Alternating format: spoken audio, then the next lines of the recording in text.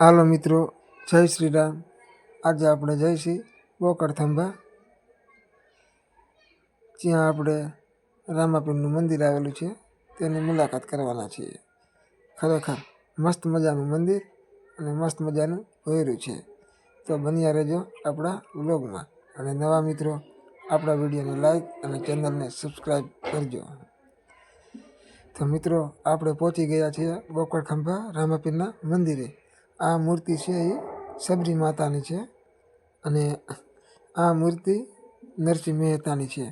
તમે જોઈ શકો છો કેવું મસ્ત મજાનું લોકેશન છે।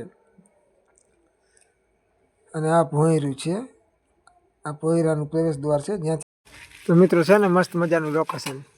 આવી તો આ ભોંયરામાં અનેક મૂર્તિઓ છે।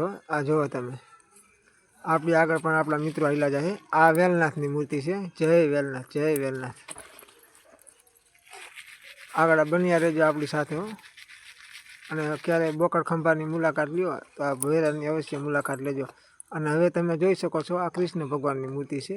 જય કૃષ્ણ ભગવાન, જય દ્વારકાધીશ। અને હવે આપણે પહોંચી ગયા છીએ ભોંયરાની બારે।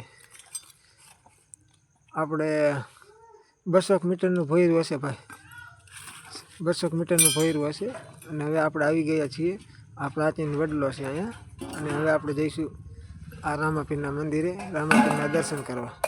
તો બન્યા રહેજો આપણી સાથે અને તમે પણ રામાપીરના દર્શન કરી લેજો। તો જો આ છે મંદિર, મંદિરની અંદર તો આપણે બાયણા બંધ છે એટલે બહારથી જ દર્શન કરવાના છે। આ શંકર ભગવાનનું મંદિર છે। ઓમ નમઃ શિવાય, હર હર મહાદેવ। તમે પણ કમેન્ટમાં લખી દેજો હર હર મહાદેવ। અને પછી અહીંયા બાબા રામદેવનું મંદિર છે। જય બાબા રામદેવ, જય રામાપીર। તમે પણ કમેન્ટમાં લખી દેજો જય રામાપીર। આલી બાજુથી આપણે મંદિરના પાછળની બાજુએ જઈ શકાય।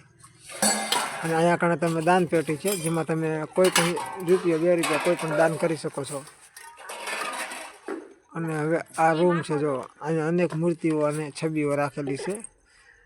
રામાપીરની છે, શંકર ભગવાનની છે, અનેક મૂર્તિઓ છે। તો મિત્રો કેવો લાગ્યો તમને આ વ્લોગ? અહીંયા આપણે આપણા સબસ્ક્રાઈબર મિત્રો મળી ગયા। જો ભાઈ છે ને મસ્ત મજાનું લોકેશન। જો આપણા સબસ્ક્રાઈબર મિત્ર છે અને કહે છે કે વિડીયોને લાઈક શેર અને સબસ્ક્રાઈબ કરજો। અને આ છે રામાપીરનો ધૂણો, જેમાં આપણે હવન કરવા માટે તેનો ઉપયોગ કરવામાં આવે છે। અને આ છે રામાપીરનું મંદિરનો આખો વ્યૂ। થેન્ક